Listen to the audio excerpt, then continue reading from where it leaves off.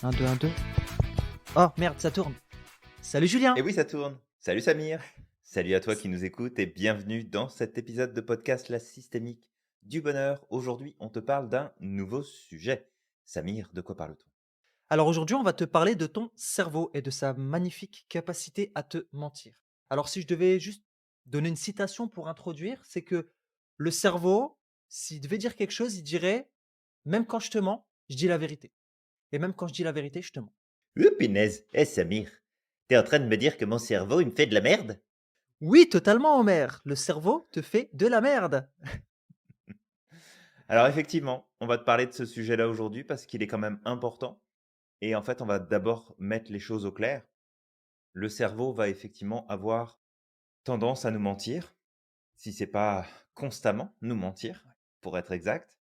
Non pas parce qu'il a envie de mentir, mais parce qu'il fait abstraction d'énormément d'informations qui nous empêchent d'avoir accès à la vérité pure sur une chose, accès à l'information pure telle qu'elle se présente, parce que bah, on a des filtres, parce qu'on a des biais cognitifs qui rentrent en ligne de compte et des biais psychologiques, il y en a plusieurs centaines. Fait Ouais. on est bourré de biais, mais vraiment ici de comprendre que le cerveau va filtrer énormément les informations et on en parle beaucoup justement en PNL de ces filtres de perception, Samir. Ouais, totalement. Et justement, avant de parler des fils de perception, il y a une citation qui me vient, à l'esprit. C'est cette fameuse citation de Rumi que je répète souvent: «La vérité, c'est un miroir tombé de la main de Dieu qui s'est brisé sur terre. Chacun en détient un fragment et pense que la vérité s'y trouve». Et en fait, le truc, c'est que c'est ça, ces fils de perception. Tu sais, il y a un grand miroir et en fait, nous, on voit les choses, on voit le monde qu'au travers d'un fragment de ce miroir. Et en fait, ça, c'est en PNL, on parle de justement de ces fils de perception et les fils de perception, c'est déjà en fonction de tes préférences, il y a des gens qui vont être visuels, il y a des gens qui vont être auditifs, il y a des gens qui vont être kinesthésiques. Du coup, une personne visuelle, par exemple, aura tendance à juger les choses au travers de ce qu'elle voit, un peu comme saint Thomas qui dit: «Je ne crois que ce que je vois». Quelqu'un qui est auditif, bah, il va principalement donner de l'importance à ce qu'il entend et quelqu'un qui est kinesthésique, Julien? Et ben c'est comme Sainte Nitouche qui croit que ce qu'elle touche. Tout à fait, totalement Julien. C'était la blague à 2 balles. Totalement, mais ça passe. Et et donc ça, c'est une partie des fils de perception, mais il y en a d'autres des fils de perception. Il y a, notre culture, il y a l'endroit où on a vécu, l'éducation qu'on a eue, l'expérience qu'on a eue et on va donner cet exemple-là. En France, les robes de mariée, généralement, sont blanches parce que ça symbolise la pureté. Mais si on va en Asie, les robes de mariée ne sont pas blanches. Elles sont généralement, il me semble, rouges. Pourquoi? Parce que le Mmh. blanc, c'est la couleur qu'on va porter lors d'un enterrement. Donc en fonction de l'endroit où tu te situes, tu vas donner un sens différent à certaines choses. Tu vas avoir d'autres Complètement. visions. J'avais Complètement entendu comme aussi, il me la semble mmh. que le doigt d'honneur en Europe, bah, c'est le majeur, mais si tu vas en Afghanistan, ne t'avise pas de lever le pouce en l'air pour dire que c'est Mmh. bien. Parce que là, je peux t'assurer que ça va mal se passer pour toi. C'est pas la même signification, exactement. C'est ça. Fait que c'est ça, on a plein de filtres qui font que donc on a les filtres, sociaux, on a les filtres d'apprentissage, on a les filtres de culture, on a les filtres, qui sont vraiment personnels, de croyances, de critères personnels, de valeurs, de besoins. Mais il y a aussi ce qu'on va appeler le métamodèle qu'on a en PNL et le métamodèle, c'est Ouais. des filtres qui vont se poser sur les informations qu'on va recevoir, peu importe la forme de l'information. Et notre cerveau, pour simplifier tout simplement l'accès à l'information et simplifier le processus de remémoration des choses, eh bien, il va supprimer des informations, il va omettre des informations, il va transformer des informations. Mmh. Et puis, il va avoir aussi tendance à faire des associations de pensées et d'idées, parce que notre mémoire fonctionne comme ça. Ouais. C'est j'associe des éléments que je connais déjà à des nouveaux éléments pour pouvoir m'en souvenir. Et du coup, bah, je transforme par ce lien-là la nature même de l'information que je suis en train d'intégrer dans mon esprit. Exactement. Bah, justement, Julien, par rapport à ce que tu viens de dire, il y a pas très longtemps, j'avais parlé justement d'un reportage que j'avais vu qui était sur Netflix qui parlait des biais cognitifs et à un moment, ils ont été interviewés des gens qui habitaient à New York et qui avaient vécu, le 11 septembre et il y avait certaines personnes qui affirmaient dur comme fer, avoir vu les tours s'effondrer. C'est des personnes qui étaient enfants à cette époque-là. Et quand on leur tu sais, on les questionnait, ils disaient: «Ben, en fait, j'étais là, je me rappelle quand ça a explosé et puis il y avait ma maîtresse qui avait dit telle chose et puis elle portait tel vêtement et j'ai vu la tour s'effondrer». Sauf que quand on a questionné sa professeure, ben, en fait, ce qui se passait, c'est que en vrai, sa classe n'était pas orientée vers les tours. Elle était orientée à l'opposé. Donc c'est impossible qu'elle a pu voir, les tours s'effondrer. Et donc en fait, ce qui s'est passé, c'est que son cerveau a Ouais, fait de la distorsion. Elle a vécu quelque chose qui était compliqué, qui était difficile, qui a créé un choc chez elle. Elle a certainement tout à vu fait. les images à la télévision. Son cerveau a distordu les informations et elle a cru que ces souvenirs qu'elle avait étaient des souvenirs réels. Sauf que non, ça ne l'était pas. Exactement. Et en fait, cet exemple que tu donnes là, on est tous affectés par ce principe-là. Parce que tu as déjà probablement fait l'expérience, toi qui nous écoutes aujourd'hui, d'avoir discuté avec, des amis, de la famille et de parler d'un souvenir que vous pouviez avoir en commun et là, de te rendre compte que vous n'avez pas exactement la même version tous les 2.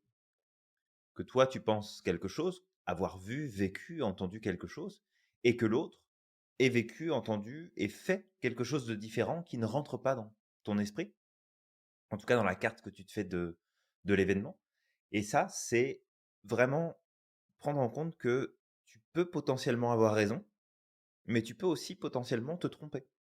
Parce que ce souvenir que tu as en tête, déjà, il a été reconstruit de nombreuses fois la plupart du temps et du fait que tu as supprimé et enlevé pas mal d'informations de ton esprit pour garder juste l'essentiel, ce qui te paraissait être pour toi le plus important, et souvent c'est lié aux émotions, ce qui reste le plus important, bah pour pouvoir te rappeler de ce souvenir en détail, tu vas avoir besoin de reconstruire les espaces vides.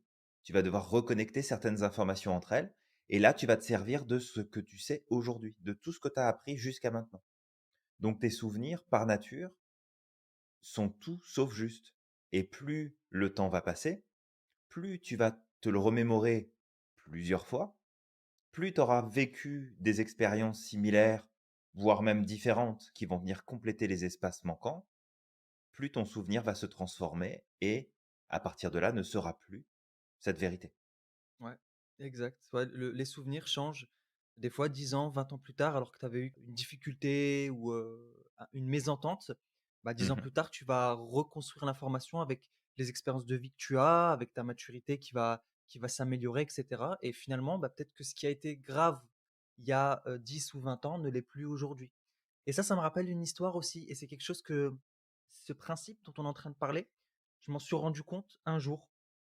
Alors, tu sais, j'avais un électricien qui était venu faire des travaux chez moi quand je vivais en France et cet électricien, alors c'est un ami qui me l'a présenté, c'était vraiment spécial. Le mec, tu sais, un jour, il était en train d'abattre un mur, il crachait carrément sur mon sol.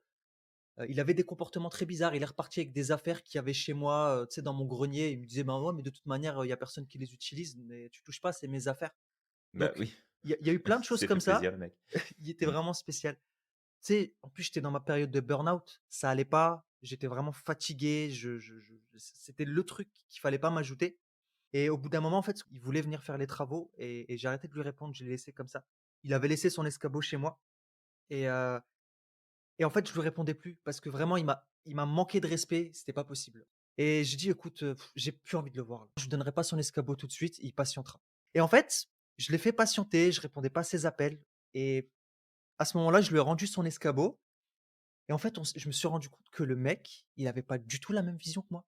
Je me suis dit: «Mais en fait, le mec, il vit dans quoi?» Je suis pas le seul, tu sais, j'étais pas le seul à avoir vu, ces Mmh. scènes-là, qui ont été choqués par son comportement. Mais le mec, il était à 100 certain qu'il était dans son droit de faire tout ce qu'il a fait. Donc tu sais, je commençais à lui expliquer le truc et je lui dis: «Mais moi, j'ai plus envie de travailler avec toi. Voilà, j'ai trouvé un autre, électricien et voilà, je préfère faire ça avec quelqu'un d'autre».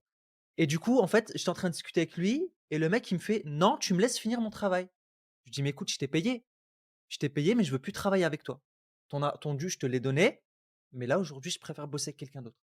Et le mec, il s'énervait, il me dit: «Tu verras, je te pardonne pas pour ce que tu as fait, tu es vraiment méchant et tout» et je mais et tu sais, j'étais en je me disais: «Mais en fait, on est face à 2 cartes du monde. Comment le mec fait pour Mmh. omettre tout ce qu'il a fait. C'est toutes les fois où justement il m'a manqué de respect devant tout le monde, qu'il a, tu sais, il a craché chez moi, il m'a pris des affaires, il a fait toutes ces choses en fait. Et il ose se permettre de me dire qu'il me pardonnera pas. Alors que moi, Ouais. le seul crime que j'ai fait, c'était juste de le faire patienter 2 3 semaines pour son escabeau et de lui dire: «J'ai pas envie de travailler avec toi». Et tu vois, ce jour-là, je me suis dit: «En fait, c'est ouf». En gros, le mec, il a sa vision du monde. Il est convaincu qu'en fait, c'est les autres qui sont méchants, c'est les autres qui font de la merde, c'est les autres qui sont en train de l'oppresser.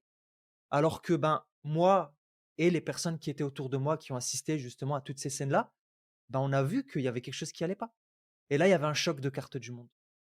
Et c'est ça, c'est des choses aussi qui peuvent arriver en fonction, tu sais, de si tu es quelqu'un de assisté ou si tu es quelqu'un de d'autonome.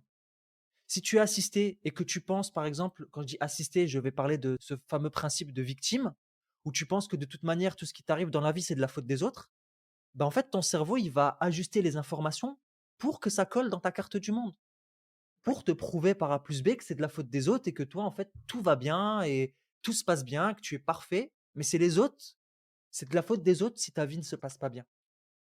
Mais quelqu'un qui va être en posture de responsabilité, ben lui, il va voir le monde autrement. C'est OK, je suis face à une situation, il y a un fait, il y a des éléments extérieurs qui me dérangent, mais moi, comment je peux faire pour avancer? Qu'est-ce que je peux poser comme action? Mmh. Et donc, tu vois, en fait, en fonction de là où tu te situes, tu vas voir des choses différentes. Pareil, si on rentre dans le triangle de Cartman, en fonction de ta position, tu vas voir les choses différemment. Si on rentre dans l'analyse transactionnelle, en fonction de ta position, tu vas voir les choses différemment. Ton cerveau va être juste là pour remodeler l'information et pour te dire, ben, OK, tu vois, voilà la réalité. Mais cette réalité, elle est fictive. Complètement. Et tu vois ces exemples-là et après, sans vraiment le nommer, on en parle quand même assez souvent justement de ce, principe où les éléments auxquels on a accès définissent aussi notre carte du monde et peuvent transformer complètement notre vision du tout au tout. Mais ça peut être un exercice à faire qui peut être intéressant. C'est que si tu sens qu'il y a des choses qui te dérangent, qui viennent te challenger, qui te perturbent et qui t'empêchent d'avancer, bah, plutôt que d'essayer d'avoir absolument raison sur les choses, essaye d'appliquer ce principe-là que tu es peut-être en train de te mentir. Tu es peut-être en train d'écouter un mensonge dans ta tête.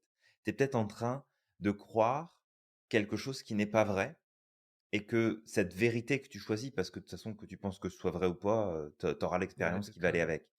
Fait que de vraiment travailler sur tes perceptions, sur ta vision, pour te dire: «OK, mais si ça, c'était un mensonge, si ça, c'était pas» alors, tu sais, on va mesurer ce qu'on dit aussi. Il y a mensonge et mensonge. Le mensonge dont on te parle ici, c'est pas celui que tu vas fabriquer de toutes pièces, consciemment ou inconsciemment.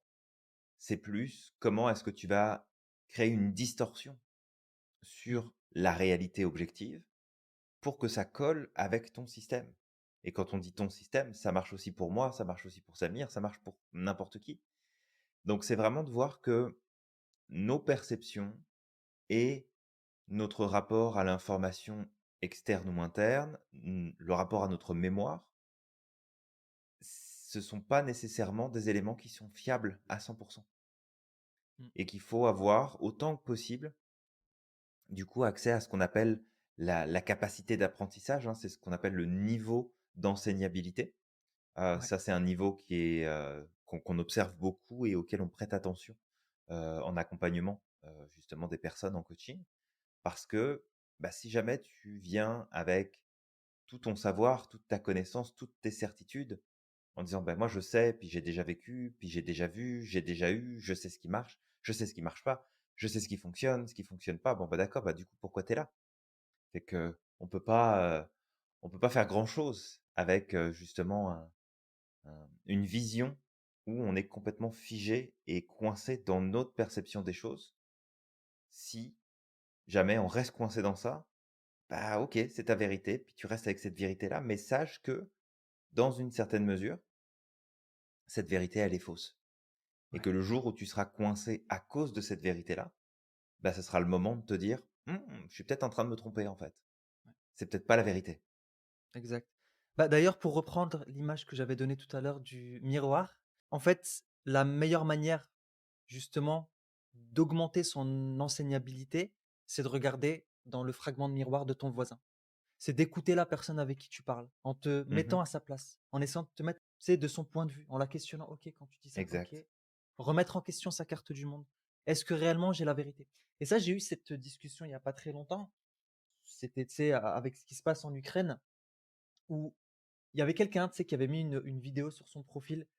Et cette vidéo, elle disait la vérité sur ce qu'il se passe en Ukraine. Et en fait, moi, ça m'a dérangé. Le mot la vérité, déjà directement, tu Ouais. sais, j'ai mes cheveux qui sont montés en l'air. Bah, tu peux le voir, Julien, c'est encore en l'air là. Euh, donc, tu sais, je me suis dit non, mais c'est pas possible. Et tu sais, du coup, j'ai discuté avec ce gars et je lui dis, mais en fait, le truc, c'est que la vérité, c'est pas quelque chose d'objectif, c'est quelque chose de subjectif. La vérité, ça dépend du point de vue où tu te situes. Ça dépend de ce qu'on te dit aussi. Par exemple, même dans les médias, on a à boire et à Surtout dans les manger et en médias, j'ai envie de te fonction, dire. surtout dans les médias, totalement, ouais, surtout dans les médias. Tu as à boire et à manger. En fait, les médias, c'est un peu comme un restaurant à volonté. Chacun va aller chercher ce qu'il veut. En fonction de quoi? En fonction de ses besoins, en fonction de ses envies, en fonction de ses croyances. Si Mmh. je crois profondément, si j'ai un point de vue en tout cas par rapport à quelque chose, bah, qu'est-ce que je vais aller faire? Je vais aller me diriger vers des médias qui répondent à ce que je crois, qui viennent ajouter des informations, à donner de la crédibilité à ce que je crois. Tu vas pas aller voir de l'autre côté. Tout à fait. Donc Puis la plupart du temps, les médias sont quand même en partie, pas que, mais pas c'est quand que, même assez politisé, c'est de ça, toute façon. Donc il y a aussi, voilà, nos lecteurs sont plutôt de droite ou plutôt de gauche, donc on va tenir tel ou tel discours, on va t'amener telle ou telle chose. Donc c'est ça, c'est toujours délicat de dire: «J'ai accès à la vérité pure». Tu as accès à une vérité qui peut faire du sens ou pas dans, ce qui est en train de se passer dans le monde autour de toi, de ce que tu vis. Mais dire: «Je détiens la vérité sur tout, tout le temps», c'est plutôt couillu quand même, hein. ouais. De toute manière, c'est sûr que ce principe ou ce concept de «j'ai la vérité ultime», c'est ce qui me dérange le plus. C'est on n'est pas omniscient, on est des êtres humains. La personne qui se rapprochera le plus de la vérité, elle l'aura pas, mais qui se rapprochera le plus d'une vérité, ce serait celui qui ose se remettre en question. Il faut être courageux. Celui qui ose Tout remettre à en fait. question ses croyances. Ses croyances, ses certitudes. De se dire, OK, Exact. est-ce que réellement, tu sais, mon point de vue est le meilleur des points de vue? Ou est-ce qu'il n'y en a pas d'autres qui seraient, tu sais, qui pourraient compléter celui que j'ai? Et ça, Exact. c'est ce qu'on appelle l'enseignabilité. Et ça, c'est ce qui permet Exact. aussi de, tu sais, parce que ton cerveau te ment, mais toi, tu peux aussi faire mentir ton cerveau. Et comment tu fais pour le décrédibiliser? Bah, en remettant en question ce qu'il te donne. Voilà. Ou alors en mettant le doigt dans le nez pour les personnes qui ont fait le coaching de de 7 jours la semaine passée. Exactement. Mais, tu vois là, ce que tu évoquais, c'est un point aussi qu'on donne, heu, dans la formation de maître praticien. C'est que souvent pendant la formation de maître prat, ou d'ailleurs peu importe la formation, il y a toujours cette recherche de dire: «Ah ouais, non mais moi je veux être sûr et certain de l'intervention que je vais donner, je veux être sûr et certain de ce que je vais dire ou de ce que je vais faire». Et nous, la première chose sur laquelle on insiste, c'est que tu dois être sûr de toi, dans le sens où tu as les capacités de pouvoir aider quelqu'un à avancer, à prendre de meilleures décisions, ou en tout cas à comprendre comment prendre de meilleures décisions, puis progresser. Mais que s'il y a une chose dont il faut que tu sois sûr et certaine et certain, c'est que, en fait, tu sais rien.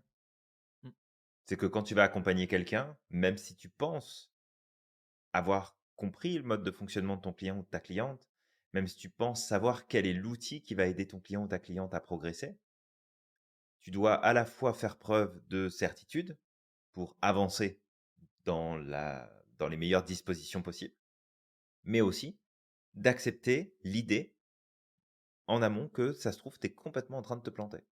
mmh. Et ça, c'est très perturbant, hein, de se dire: Ouais, «Bah, ouais, mais il faut que j'avance avec certitude et en même temps, il faut que j'ai l'incertitude totale de je suis je suis peut-être dans le faux, je me trompe complètement, puis c'est peut-être pas du tout ça. Et pourtant, c'est un critère qui est important pour faire de toi un bon ou une bonne professionnelle de l'accompagnement.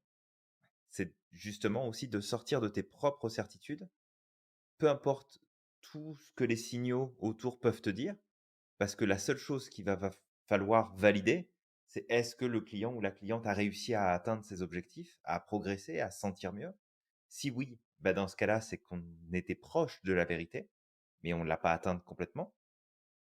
Et si ça marche pas, bah, c'est qu'on a fait fausse route et que dans ce cas-là, bah, la version de la vérité auquel on a accès est peut-être pas si juste que ça.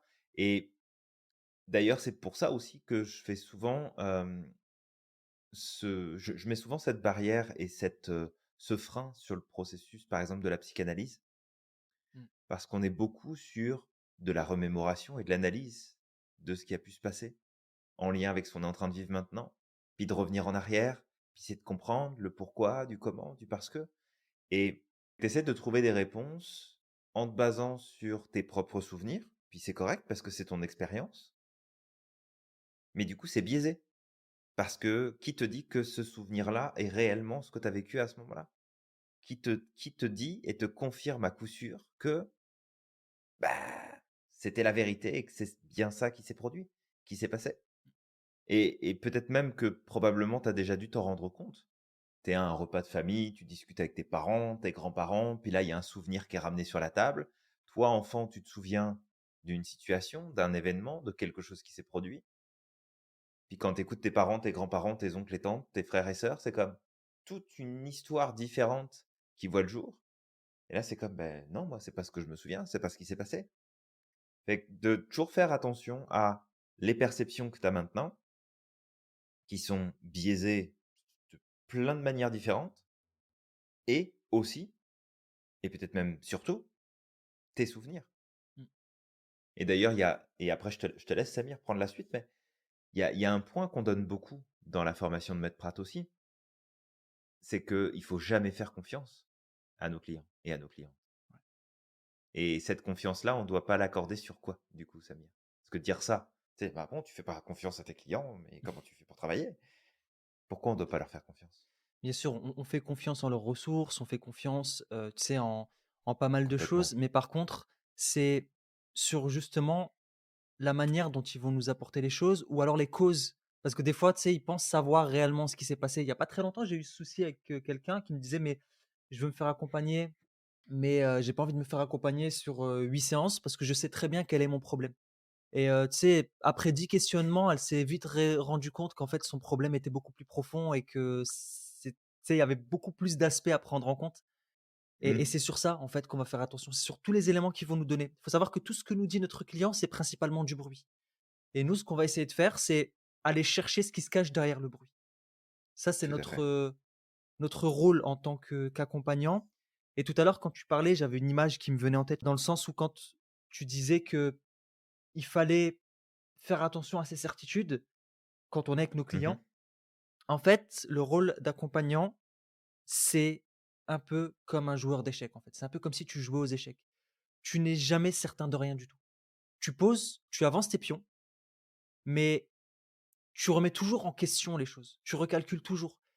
Et moi, combien de Ouais. fois, et c'est ce que j'adore avec ce métier-là, c'est que tu es jamais certain de rien. Il y a toujours du nouveau. Il faut toujours que tu t'adaptes. Il y a des moments où tu dis: «Ah bah merde, ça fonctionne pas. Il va falloir que je passe par ailleurs». Et du coup, tu avances un autre pion jusqu'au moment où qu'est-ce qui se passe? Il y a une porte qui s'ouvre et tu dis: «Ah, trop fort, j'ai Exact. réussi». Et c'est ça en fait, c'est tout le temps de la remise en question. C'est OK, je pensais que c'était là qu'il fallait aller, mais non, finalement, on va retester un autre chemin. Et puis à la fin, bah, Ouais. tu finis par arriver à justement quand tu arrives à trouver le bon truc, quand tu mets le doigt sur le bon bouton, tu te fais: Mmh. «Ah, c'est trop bien, c'est la satisfaction ultime». Exactement. Et ça, c'est vraiment un point sur lequel, bah, comme tu l'as dit là, on insiste beaucoup parce que si jamais on part avec nos certitudes, ce qu'on pense être la vérité, bah, c'est comme ça en fait qu'on fait mal notre travail et que du coup on est coincé parce que et c'est ça aussi que j'aime beaucoup, dans l'approche de la PNL, c'est que elle part du principe qu'il y a aucun système qui peut expliquer l'individu de A à Z et qu'on a une grille de lecture, Mmh. on a une perception de l'individu, on a des concepts qu'on utilise pour faire avancer le monde, mais que même ces concepts qu'on apprend en PNL et qu'on applique et qu'on suit et que l'on croit, eh bien même dans ça, on a ce doute permanent de: «Ouais, mais ça se trouve, mon client ou ma cliente n'est pas dans cette configuration-là, à cet instant et que ce que je pense être applicable ne l'est pas pour cette personne-là». Ouais. Donc c'est ça aussi qui est important et ça, c'est propre, je dirais, à l'approche systémique qu'on a, où justement on va faire vraiment cette distinction entre: tu me donnes un concept que je vais apprendre, ce concept-là, je vais te l'appliquer, puis ça va être ça et c'est pas autrement. Tu sais, c'est OK, tu as ce problème-là et puis c'est ça et c et c'est là, en fait, où j'ai envie de dire que tu vas faire la distinction entre un praticien PNL, praticienne PNL et un maître praticien ou praticienne. Ouais. Parce que tu vas chercher beaucoup plus loin et tu t'en tiens plus à tes concepts de base, même si tu continues de les utiliser, mais tu transcendes ces concepts-là pour t'intéresser vraiment à l'individu et aller beaucoup plus en profondeur, justement, sur les choses. Ouais. Parce que tu sais très bien que toi-même, tu vas filtrer tout ce que la personne va te dire. La personne va filtrer elle-même tout ce qu'elle va dire, plus filtrer, conditionner, transformer tous ses souvenirs et va en fait te présenter une version de l'histoire, une version de sa situation où, bah, en fait, mon client ou ma cliente est juste en train de me mentir à cet instant. Pas Mmh. parce qu'elle a envie de me mentir, cette personne-là, mais parce que c'est la seule version qu'elle connaît à ce moment-là et que si en plus elle est coincée dans un problème, tu sais, c'est comme la personne avec qui tu as échangé qui te disait non, non, mais je connais déjà mon problème, j'ai fait le tour, je sais exactement ce que c'est. Bon, bah, si tu sais c'est quoi ton problème, pourquoi il n'est pas déjà résolu? Bah, ouais. Pourquoi est-ce que tu as besoin de moi? Dans ce cas-là, si tu sais c'est quoi ton problème, agis dessus, puis c'est fait, tu es tranquille. Et que la plupart du temps, quand tu tiens ce discours-là, puis c'est correct de tomber dans ce piège-là, de dire: «Non, mais moi, je sais d'où vient mon problème, hein, tu Mmh. comprends, mes parents, ils ont fait ceci, ils ont fait cela, puis j'ai vécu ça dans ma vie». OK, bah, je sais pas, va voir le psy, parle-en à quelqu'un, trouve une solution. «Ouais, mais tu sais, j'en ai déjà vu 4 ou 5 des psys, puis ça a rien changé». OK. Est-ce qu'ils étaient tous mauvais, aussi mauvais que ça? Ou c'est peut-être juste que tu es pas sur le bon problème, là? Mmh. C'est ça. Ouais, ça me rappelle, tu sais, avant de faire le Medprat, bah, quand j'avais commencé justement à prendre la PNL, c'était il y Mmh. a 3 4 ans. J'ai commencé à appliquer autour de moi avec la communication et cetera et j'avais un ami et collègue qui, heu, qui me parlait de ses problèmes. Tu sais, il était tout le temps en train de parler de ses problèmes, ça allait pas, c'était vraiment difficile pour lui et à un moment, en fait, je lui ai demandé, tu sais, si, s'il avait déjà testé peut-être la psychothérapie ou d'aller voir justement quelqu'un qui pourrait l'aider à dépasser son état problématique Mmh. et en fait, ce mec, il me disait: «Bah, ouais, mais de toute manière, je sais très, très bien ce qu'il va me dire le psychologue, il va me dire ceci, il va me dire cela, limite, je pourrais faire le boulot à sa place» et en fait, je l'ai regardé, je l'ai laissé parler comme ça pendant 5 minutes et puis après je lui ai dit: «C'est vrai, c'est vrai que j'ai remarqué que tu connaissais beaucoup, beaucoup de choses et qu'effectivement, tu aurais pu faire le boulot à sa place» et là, en fait, il a buggé, tu sais, il me fait une petite rupture de pattern et il me fait: «Non, en fait, je crois savoir» et en fait, c'est ça le Ouais. problème. C'est que justement, ton cerveau est là pour te mentir, il est là pour créer de la cohérence et ton cerveau alors si je devais aller encore plus loin en termes de métaphore, je dirais que le monde extérieur n'est que le fruit de ton cerveau. Chaque être humain perçoit le monde extérieur de façon totalement différente. Alors imagine, on est 6 milliards de personnes sur Terre, on a 6 milliards d'interprétations du monde. C'est comme si chaque personne vivait dans son propre monde. Tout à fait. On Et on on n'est pas loin du multivers, hein. on n'est pas loin, on n'est pas loin du multivers et je pense même qu'on l'est déjà en fait finalement au travers de notre perception du monde. Mmh. Et, et c'est pour ça que c'est important d'écouter l'autre. C'est important aussi de ne pas coller des étiquettes. Et justement, ça me permet de rebondir sur quelque chose que tu avais dit tout à l'heure. Un bon thérapeute ou un bon accompagnant, nous on n'est pas des thérapeutes, on est des accompagnants, d'accord. Mmh. Bah, en fait, il colle pas d'étiquette sur son client. Il colle pas d'étiquette sur les gens qui l'entourent. Parce Tout à que fait. souvent, j'ai entendu cette idée reçue que en PNL, on colle des étiquettes, on met des gens dans des cases.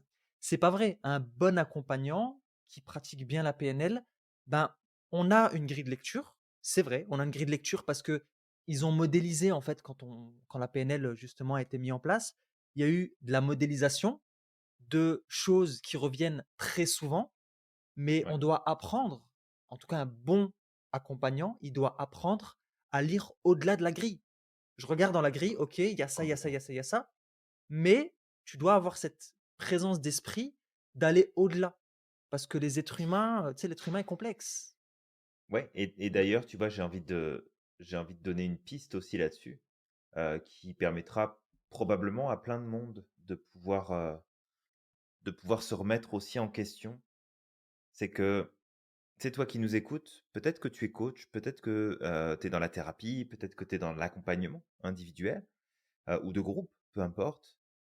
Mais il y a un point qui est important, c'est que si tu t'en remets à ta grille de lecture comme le cadre exclusif de ta compréhension de l'individu et que tu vas pas explorer plus loin, tu sais, c'est: «Bah, regarde, passe ce test-là de personnalité, puis ça va te dire exactement qui tu es, C'est ça. comment tu fonctionnes, puis ça va donner toutes les réponses». Il y a un biais psychologique qui est présent chez chaque individu, c'est que moins tu en sais, plus tu vas tenir fermement pour vérité Mmh. et hem, ouais, c'est ça, vérité absolue, le peu d'informations que tu as entre les mains. Ouais. L'effet Fait que Dunning-Kruger. si Ouais, fait que si tu expliques à quelqu'un: «Ben non, mais regarde, t'es comme ça parce que c'est ça qui ressort dans ton test, puis tu fonctionnes que comme ça, puis c'est ça ton problème, c'est de là que ça vient». Rien que ça devrait t'alerter comme: «Waouh, en fait, je suis en train de me biaiser tout seul dans ma perception, toute seule, parce que j'ai l'impression que c'est la vérité, mais c'est parce qu'en fait, mon champ de vérité est tellement restreint parce que je manque d'informations, parce que je manque peut-être de pratique, d'entraînement, peu importe ce que c'est, mais parce que je manque de tout ça, alors je m'en remets exclusivement à tout ce que je connais comme seul point de vérité».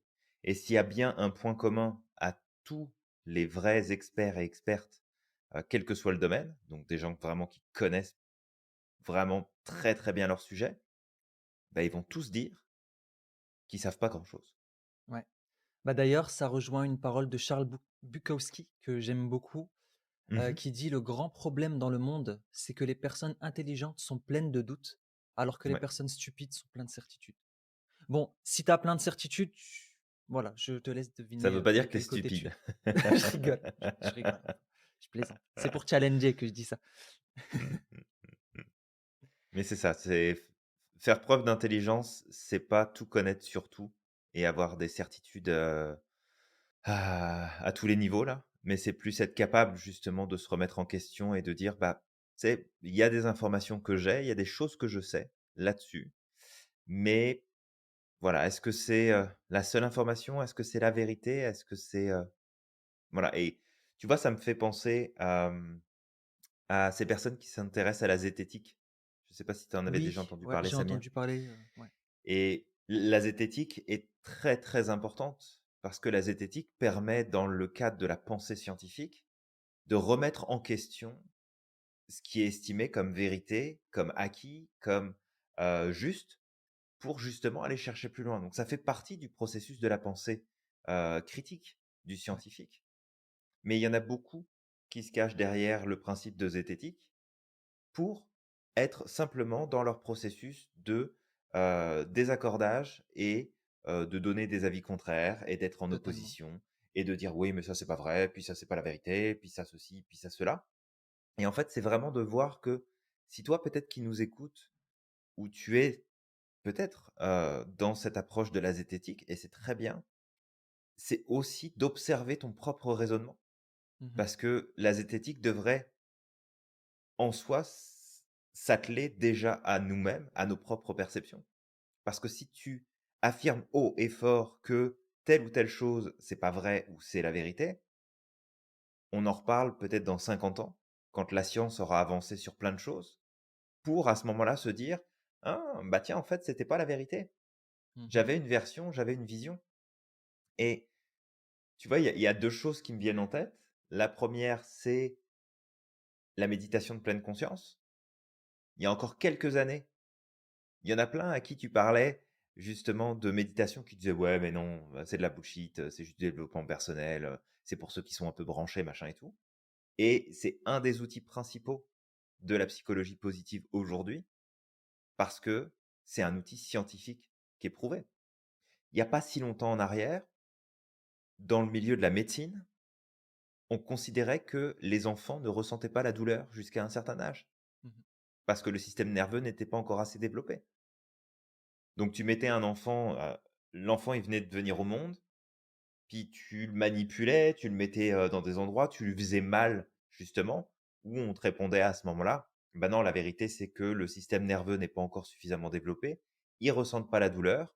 En fait, s'ils crient, s'ils pleurent, c'est simplement un mécanisme automatique de réaction, de contact et de présence de quelque chose dans l'environnement», et tout le monde était d'accord avec ça. Et que si jamais tu avais l'audace de dire: «Mais non, les enfants, ressentent de la douleur, dès le premier jour, même intra-utérus, ils ressentent de la douleur, c'est pas vrai, machin» et cetera. On t'aurait pris pour un grand malade. Ouais, exactement. Bah, d'ailleurs, ça me fait penser, comme tu parles de zététique, hem, tu sais, il y a des gens qui disent: «Moi, je crois qu'en la science», mais la science, elle évolue. Tu sais, Einstein, il avait découvert cette fameuse formule du E égale mc2 et il y a pas très longtemps, j'avais vu une fois un article et je l'avais trouvé faux, bien sûr, qui disait: Einstein s'est trompé». Mais en fait, Einstein s'est pas trompé. Einstein, à son époque, avec les éléments qu'il avait, a trouvé Mmh. ou a avancé vers une vérité qui était E égale mc2. Mais grâce aux moyens, modernes, l'évolution des, technologies, bah, on s'est rendu compte qu'en fait, il y avait pas que, ces facteurs-là qui devaient être pris en compte. Il y a d'autres facteurs Tout à fait. et donc, tu sais, la science, elle évolue, la connaissance évolue. Mais au-delà de ça, parce que parfois je parle de religion, je sais qu'il y a des personnes peut-être qui sont religieuses, qui nous écoutent. Sache que ton interprétation des textes, elle t'est parfois propre ou parfois même tu Mmh. en restes derrière certaines interprétations qui viennent de personnes qui, tu sais, qui ont vécu il y a 200, 300 ans avec tu sais, avec, les contextes de l'époque et ça, Tout je à me fait. rappelle dans les textes, en fait, il y a c'est très profond, les textes. On peut les comprendre de façon différente et il y a des gens qui restent, par exemple, au 1 niveau de lecture. Ça veut dire: «J'ai lu les choses, tel que c'est écrit, c'est ça, la vérité». Ouais. Mais quand tu vas chercher chez les érudits vont chercher beaucoup plus loin. Ils descendent beaucoup plus loin dans les lectures parce que, ils vont chercher dans la métaphore. Qu'est-ce que ça dit? Donc certaines personnes vont dire: «Bah, tiens, c'est une métaphore», les érudits. Mmh. D'autres vont dire: «Bah, non, c'est comme ça et c'est pas autrement». Donc il y a plusieurs niveaux de lecture et en fonction de toi, comme tu vois les choses et les certitudes que tu as, si tu les remets pas en question, bah, tu vas en rester qu'au premier niveau de lecture et tu vas pas pouvoir descendre beaucoup plus loin et tu vas te retrouver avec peut-être une Et c'est pratique de ta dommage. religion qui n'est pas spirituelle, malheureusement, qui va être dénuée de spiritualité et ben, Qui ça est va juste donner dogmatique, ouais. voilà, qui est juste dogmatique et ça va donner parfois des personnes qui, bah, qui vont pratiquer très mal, qui vont faire des choses qui vont pas être forcément bien et qui donnent Tout pas à fait. forcément même envie. Non, Donc bah, c'est il y a juste à regarder mmh, tous les, tous les usages, pardon, que ce soit de la religion ou d'autres exact, informations qui sont faites avec de l'extrémisme. c'est ça. Bah, tu vois cet adage qui dit, moi je suis d'accord en fait. Alors pas 100 d'accord, mais sur une manière de voir les choses quand on dit que les religions sont l'opium du peuple. Dans le sens où, bah, malheureusement aujourd'hui elles sont utilisées comme instrument de propagande par certains gouvernements. Je peux parler Tout à ne fait. serait-ce que dans les pays musulmans. À partir du moment où certains savants ou érudits vont penser différemment du gouverneur, ils sont mis en prison. Donc à Mmh. partir de ce moment-là, à quelle vérité tu as accès. Tu as accès à la vérité qui malheureusement, arrange parfois les gouvernants Tout à et fait. tu t'étonnes effectivement que voilà, il y a des choses qui se passent mal dans certains pays. Pourquoi? Parce que, ben, malheureusement les érudits qui vont être à contre-courant, qui vont pas, être d'accord avec les gouverneurs, ben, malheureusement vont être mis en prison. Donc c'est pour dire que Ouais. des vérités, il y en a plusieurs. Encore bon, quand je dis des vérités, il y a certainement une vérité qui se rapproche plus de la vérité, mais si tu veux avoir accès à tout, bah, il va falloir que tu sortes de ta zone de confort. Il va falloir que tu oses écouter ou chercher des choses qui sont en dehors de ton cadre de pensée, en dehors de tes certitudes. Et Ouais, encore une fois, bah, ce que font les sectes, c'est quoi? C'est de te dire: «Ne lis surtout pas autre chose que ce qu'on te dit. N'écoute surtout pas autre chose que ce qu'on te dit». tout à fait. Et tu vois, il y a un point qui me vient en tête là, c'est qu'il faut bien comprendre que dans toute cette optique-là, parce que là, on parle de plein de choses différentes, mais c'est toujours le même lien. C'est-à-dire que le cerveau nous ment et nous guide parfois dans des directions qui ne sont pas justes et qui pourtant nous paraissent être comme la vérité. Mais il faut pas oublier que l'être humain a besoin de certitude Mmh, et que moins il va en avoir, plus il va s'attacher à des vérités qui seront probablement pas des vérités, ou en tout cas qu'une partie de la vérité. Et on a tous le pouvoir de devenir des extrémistes. mmh. Et il suffit simplement de voir la scission sociale qui s'est produite durant la Covid, Ouais, ouais, entre totalement. ceux qui étaient pour, ceux qui étaient contre le vaccin, ceux qui disaient que les mesures étaient bonnes, ceux qui disaient que les mesures n'étaient pas bonnes, ceux qui disaient que la Covid, en fait, c'était juste un petit rhume, et d'autres qui étaient donc complètement à l'opposition, en mode c'est le virus le plus mortel qu'on ait jamais eu sur la planète Terre. Fait que c'est vraiment de comprendre que ces mouvements sociaux-là et ces positionnements psychologiques-là, par rapport à l'information, dénotent tout simplement le j'ai pas assez d'informations, donc je vais m'ancrer sur qu'est-ce qui me paraît être le plus vrai, le plus juste. Et pour peu que bah, tu prennes du recul et puis que tu pas envie de dire que ce qui passe à la télé, dans les journaux, c'est 100% de la vérité, puis que tu pars peut-être un peu dans cette idée complotiste parce qu'on a vite fait de te mettre cette étiquette-là, pardon. Avec, il y a ça, et puis après, il y a l'autre côté, bah oui, mais moi j'ai les certitudes, mais on a des preuves, on a ceci, on a cela. La seule chose qu'on sait, et on l'a vu là pendant les 2 années de Covid qu'on a traversées, que de toute façon, personne avait raison. Ouais, Personne. On a eu un son de cloche 3 mois plus tard, c'était différent. 3 mois d'après, on revenait à une version équivalente à la première avec des nuances. 3 mois après, on recommençait dans une autre version. Donc c'est vraiment de comprendre que cette notion de vérité, elle est ultra subjective et que nous, avec Samir, on va t'inviter pas à remettre tout ce qu'il y a à travers le monde en cause en permanence, parce que il faut des certitudes pour avancer, sinon ça serait trop compliqué. Si tu es tout le ouais. temps en train de douter, tu vas rester sur ton canapé et encore, tu vas même te poser la question si c'est pas mieux de rester debout. Mmh. Fait qu'à un moment donné, c'est comme on a besoin de certitudes, mais c'est vraiment de se poser la question, est-ce que les certitudes et la vérité sur laquelle je pense prendre mes décisions et faire mes choix aujourd'hui, est-ce qu'elle me rend heureux ou heureuse C'est ça, ou pas? totalement. Et d'ailleurs, ce que tu disais là avec, c'est un complément que j'ajoute à ce que j'ai dit tout à l'heure, parce qu'on va me dire: «Religion, opium du peuple, c'est pas bien, tu dis que la religion, c'est de l'opium». Non, le fait d'être, Mmh. de suivre un courant de pensée, tu es communiste, par exemple, ça peut être l'opium du peuple. On peut te manipuler, on peut manipuler les textes de façon à ce que, justement, tu vas suivre une Mmh. pensée, et cette pensée, c'est pas la tienne, c'est pas ce qui est dans le livre, c'est ce que celui qui te gouverne ou celui, en tout cas, qui veut te manipuler, veut te faire comprendre. Donc Ouais, c'est au-delà, l'athéisme peut être, l'opium du peuple, peut être manipulé, l'agnostic, tout en fait. C'est vraiment toute chose, au-delà même absolument des tout. religions, toute Tout à fait. croyance peut être, manipulée, et si tu n'as pas cette présence d'esprit justement de te questionner, de te remettre en question à certains moments, ben, tu peux aller dans la mauvaise direction. Donc juste de tu sais, juste de savoir qu'en fait, on te ment en permanence, qu'on peut te manipuler au travers de tes croyances, au travers de ce que tu penses, et que tout évolue. La Ouais. science évolue, les interprétations des textes évoluent, l'histoire évolue. Il y a, par exemple, certaines personnes aujourd'hui qui manipulent l'histoire à leur propre, avantage pour justement, tu sais, manipuler les gens.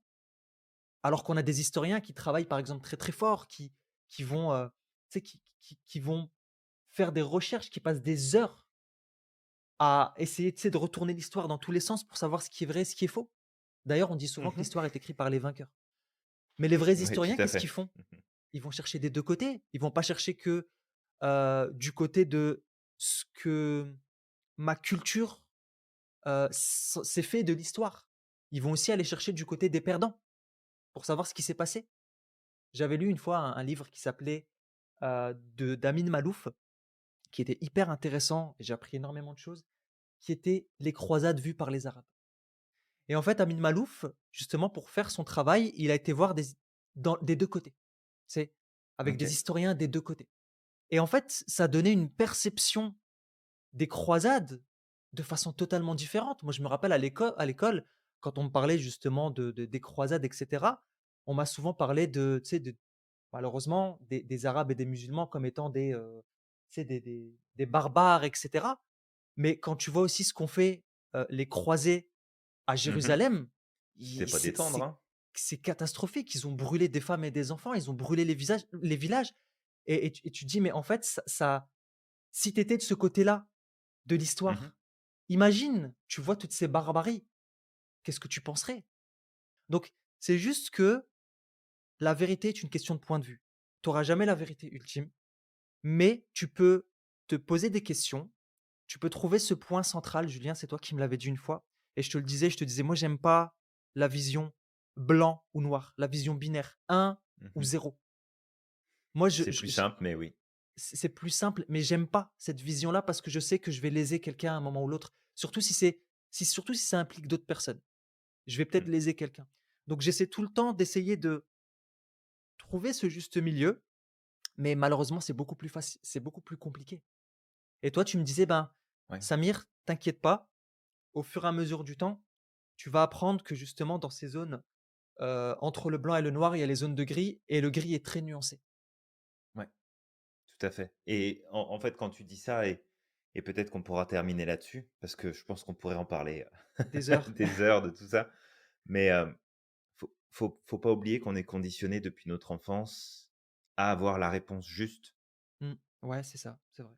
C'est quand tu passes un examen, tu as une réponse à donner, puis soit ta réponse elle est bonne, soit elle est fausse et je me souviens quand j'ai commencé la philo, en cours, je m'étais dit: «Ah, enfin un cours dans lequel je vais pouvoir en fait exprimer mon point de vue, exprimer ce que je pense, exprimer ma logique, exprimer la manière dont je peux voir les choses en bien sûr en continuant de m'appuyer sur le cours et cetera» et en fait, ce que je me suis rendu compte et ça m'a frustré énormément, c'est que j'étais content de commencer à faire ces cours-là et en fait, on continuait encore une fois à me demander de redistribuer juste l'information qu'on m'avait donnée. C'était comme: «Je te donne une info, puis oui, OK, tel courant de pensée, telle philosophie, telle chose, tu le prends, tu l'apprends, tu le redonnes, tu le replaces». Mais c'est vraiment de comprendre que depuis le début, depuis notre enfance, on nous apprend blanc ou noir. C'est bon ou c'est pas bon. C'est pas: «Ah bah oui, effectivement, tu aurais pu comprendre la question différemment». C'est: «Non, c'est pas ce que je t'ai demandé, donc ce que tu m'as répondu, c'est faux». «Bah oui, mais regarde ta question. Si on lit la question, ça peut vouloir dire ça aussi». «Ouais, mais c'est pas ce que ça veut dire». OK.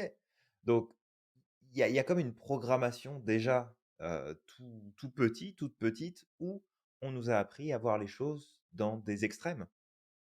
Qu'est-ce qui est bien? Qu'est-ce qui est pas bien? Qu'est-ce qui est bon? Qu'est-ce qui est pas bon? Qu'est-ce qui est à faire? Qu'est-ce qui est pas à faire?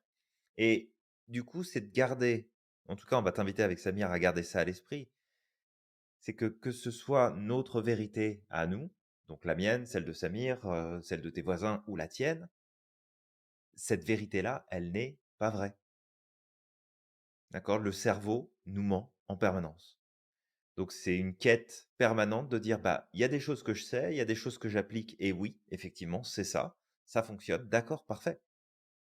Mais d'avoir moins de certitude, parce que de toute façon, on le dit souvent, hein, mais dans le cadre du coaching, de l'accompagnement, ce qui nous empêche d'avancer, c'est pas ce qu'on ne sait pas, ça n'est pas ce qui nous manque, c'est ce qu'on sait déjà et qu'on prend pour certitude. Totalement. Donc de garder ça en tête et de t'amuser à simplement remettre en question ce que tu penses savoir, sans non plus te faire griller les neurones, là, c'est pas le but, Ouais. mais doute de tes certitudes, surtout celles qui t'empêchent d'avancer. Mmh.